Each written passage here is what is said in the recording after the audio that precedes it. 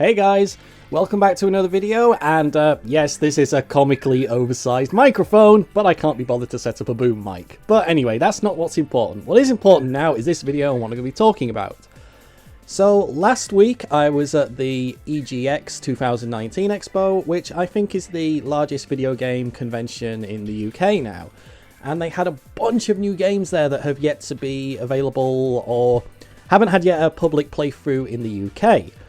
And I'm going to be talking about some of those games in some future videos that are coming up, because I did manage to play a lot of games which haven't been released yet, and I'm really excited about a lot of them, so I kind of want to do that. But for this video, I'm going to be talking about the Final Fantasy VII Remake. And I will preface this by saying I absolutely loved the original on the original PlayStation. I had it on my original PlayStation. I don't know how many times I replayed it. I don't know how many hours I put into it, but it was a lot. It was a hell of a lot, in fact. So yeah, I'm really excited about the remake, but I was also quite apprehensive about it as well. Aside from the obvious changes that they're going to be making to it, I'm also a little bit apprehensive about how it's split into, you know, 2, maybe even 3 separate games. They haven't been fully clear on this. So I really wanted to see what it was like, and long story short, it's excellent. It is awesome. It is such a good game. So I'll talk a little bit about the actual demo setup itself. So first of all, they were not allowing any filming of yourself playing the game. They weren't doing it. In fact, the only thing that I was allowed to do is take one picture of the title screen, and hopefully that's showing for you now. So yeah, that is the only evidence I have that I was actually there playing the game. So what do I think about the demo? Well, the demo itself was the demo that's already been released. You've probably already seen the gameplay of it, where you enter the Mako reactor and you descend down various platforms, and then you fight the Sentinel Scorpion boss at the very end. That's the demo that we got. And the demo was actually timed, so I believe you had just over 20 minutes to actually defeat the boss.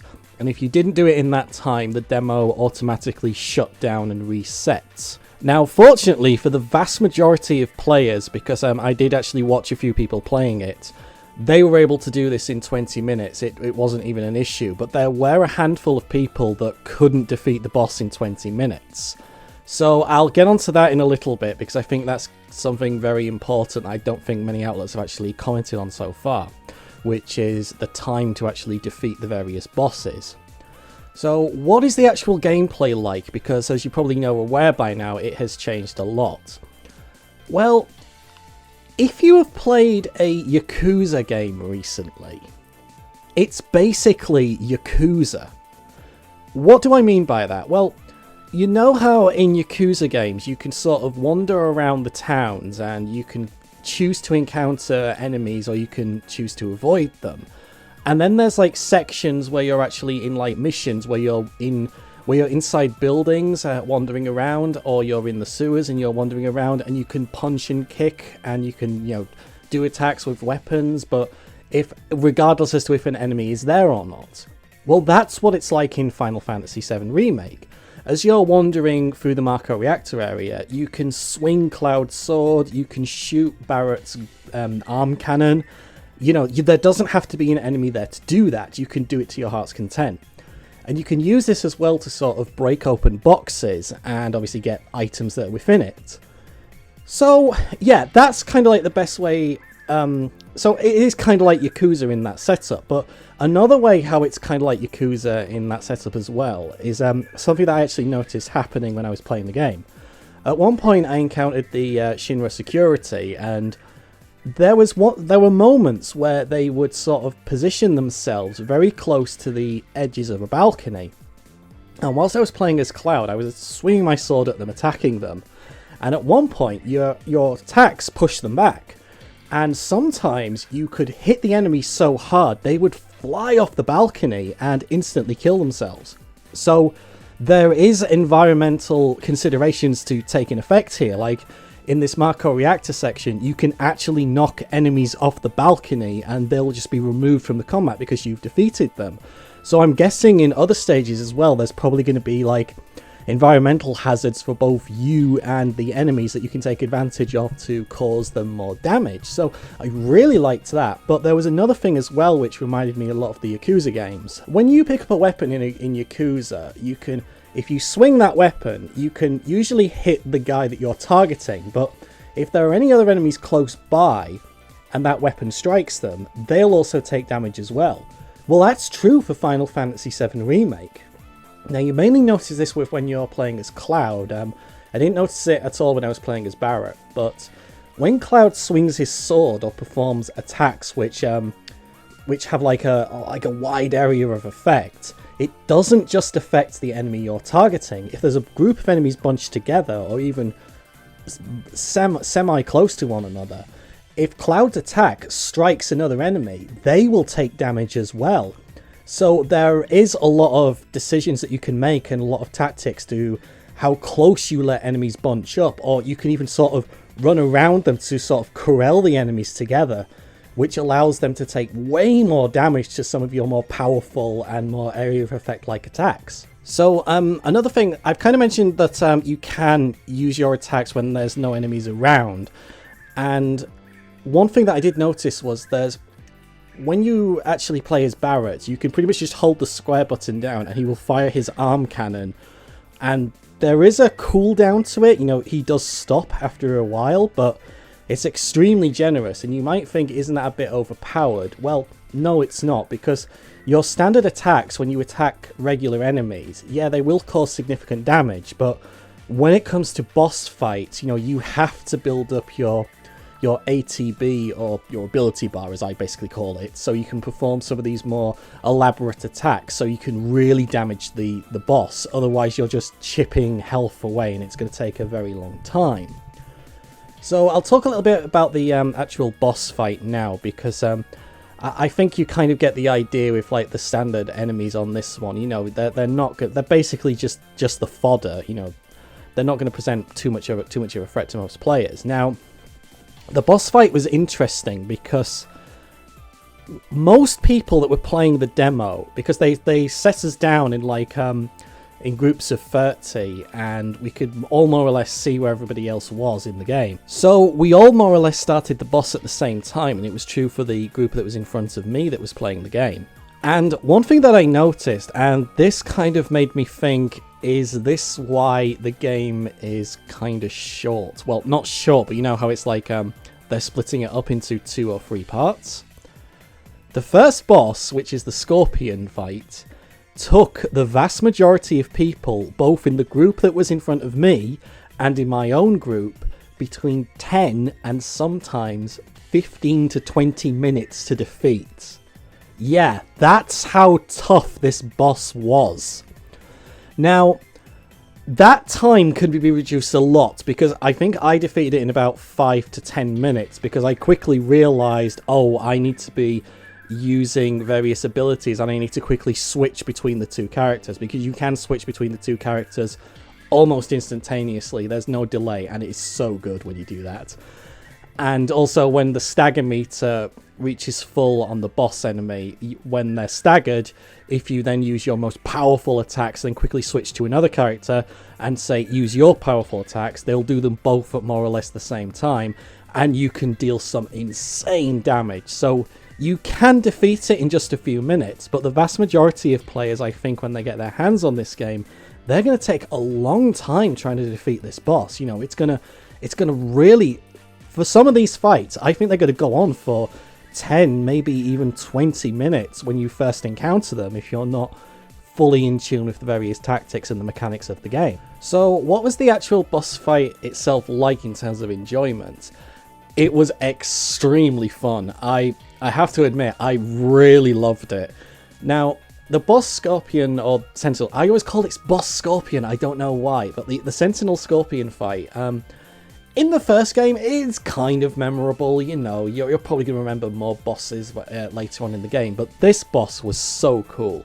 And again, I know I keep using this example a lot, but it genuinely did remind me of a boss fight from the Yakuza series, how it starts off in one form, there's a few attacks which are kind of telegraphed and you know that are coming.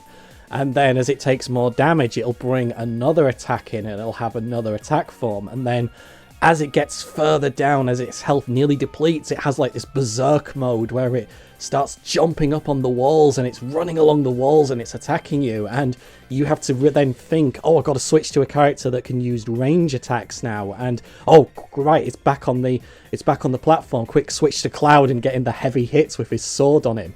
So you're constantly thinking and you're constantly changing tacts and stuff, and it's such an intense experience when you actually do play it.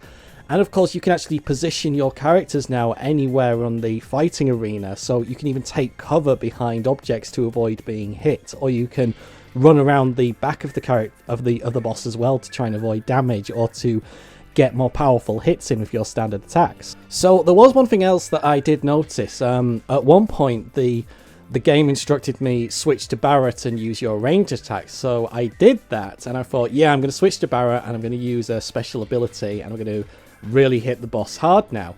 And one thing that I noticed was, as I switched, I could see Cloud in the distance, and he actually then started to be controlled by the AI in the game, and he was still doing attacks. You know, they're not just standing there, your teammates, they are actually fighting, and they are actually doing a good job. And when the AI bot took control of Cloud, he did this really crazy move where he sort of flew across the screen and did some major attacks on the boss, and I'm sat there thinking, how did he do that? And I looked through all the moves when I switched back, and I just couldn't figure out how this AI character was able to do that kind of move. It was amazing, and it really did make me think, wow, there's probably a lot more depth to this. Like, you can really chain different abilities and different attacks together and then switch to other characters and do the same. And then when you obviously have a full party of characters, you're going to be able to do some absolutely insane stuff. And of course, the limit breaks are back into this as well, and yeah, they're really cool. And I actually managed to defeat the Scorpion Sentinel using Barret's limit break, and I've got to say, that was really cool, because it does like this cutscene moment when your character does a limit break, and then when it hit the boss and its health went to 0, it then instantly went into the cutscene that shows the boss being destroyed, and it was near seamless, and it just looks so awesome when you take out a boss using a limit break. So anything else I should kind of mention?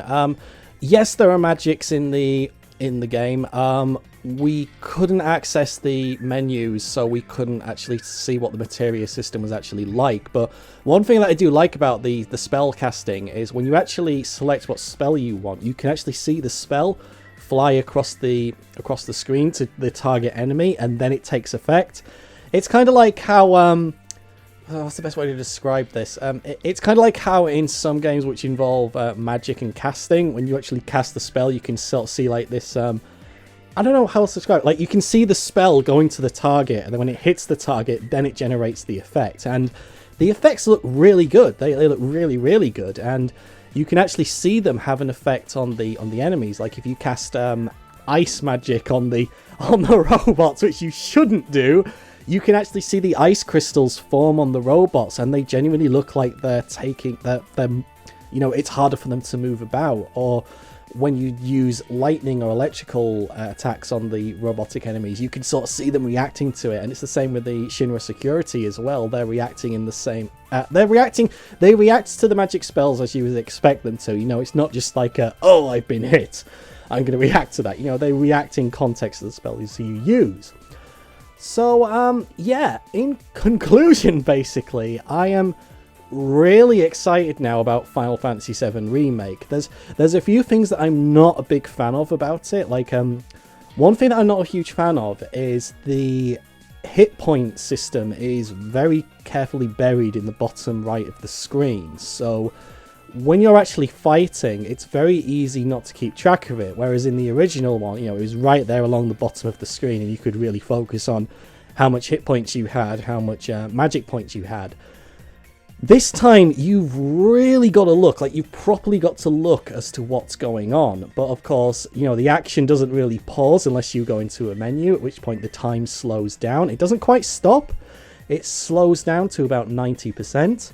So that's the only really real way you can kind of check out how much hit points you have. And in this demo, when I was fighting the boss, all of a sudden the game sort of froze, and a warning came up saying that one of my characters was about to die, and it said please use a potion or a cure spell to heal them. So I used a potion, and you could tell that this game was set so for absolute beginners and absolute easy mode, so nobody would fail the demo, because the potion healed my character for about 200% of whatever their health was. It was an insane amount of hit points. So yeah, that did make me laugh at that.